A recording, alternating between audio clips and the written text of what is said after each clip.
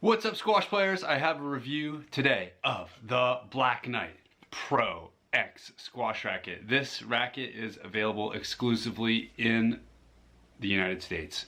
So if you're overseas, sorry, you're gonna have to order it immediately from the US because this is actually a great racket, which I'll tell you about in a second. First of all, this is I think it came out in 2019 or tail end of that. It's relatively new. Big thanks to Black Knight, to Ray from Black Knight for sending me this racket to review for you. We have a stringing pattern of 14 by 18. It's a teardrop shape with a traditional stringing pattern straight up and down. The grip is not exactly on the large size, but regular size grip here.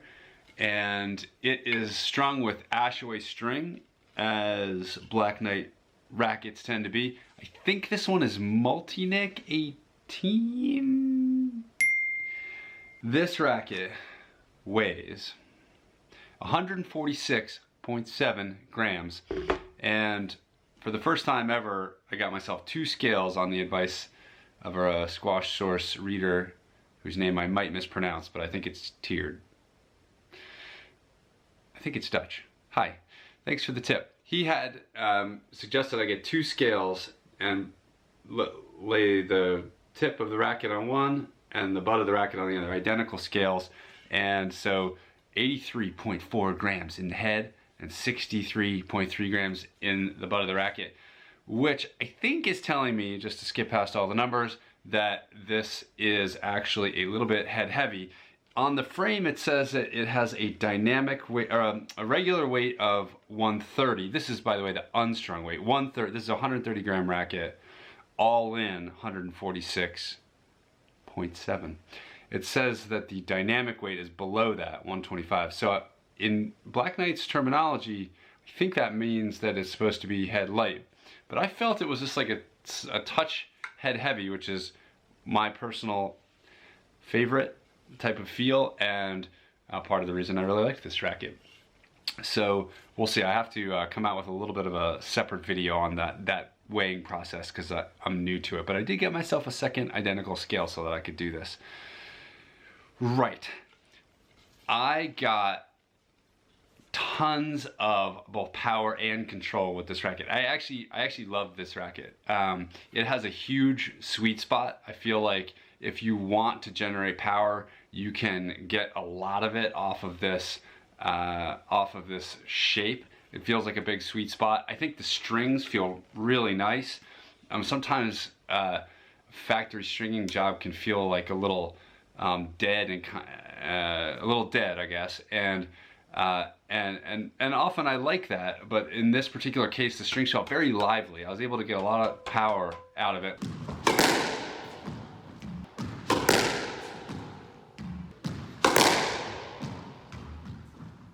And I was also able to develop touch really well with this, and partly just with a short backswing. You didn't have to put a whole lot on it, but it didn't feel like it was bouncing off uncontrollably. It felt controlled, and I was able to kind of just softly leave drops very short with a minimal backswing.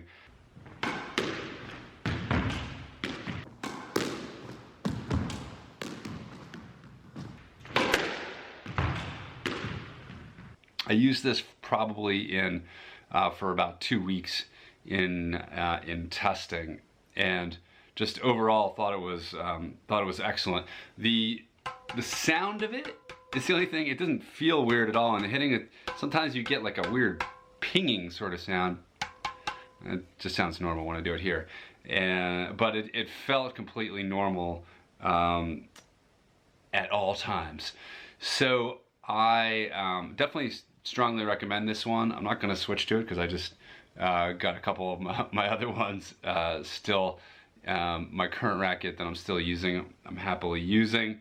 But actually, I switched back to that a couple days ago, and since I've been meaning to do this review, and I had trouble switching back to my current racket, and that was just, I guess, a credit to the Black Knight Pro X, which is an excellent frame. The Pro X costs $165, and like I said, it came out either this year or last year.